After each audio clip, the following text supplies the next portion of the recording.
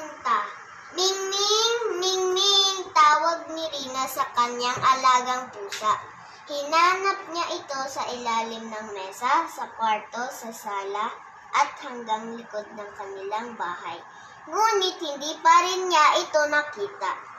Nanay, nakita niyo po ba si Mingming? Malungkot na tanong ni Rina sa kanyang nanay Rowena. Hindi ko napansin ang alaga mong pusa. Paano mo ba inalagaan ang iyong pusa? Usisa ng kanyang ina. Tumahimik si Rina. Ang totoo ay nakalimutan niyang bigyan ng pagkain ang kanyang alaga bago siya pumasok sa paaralan. Maghapon ding wala ang kanyang nanay roon sa iyong.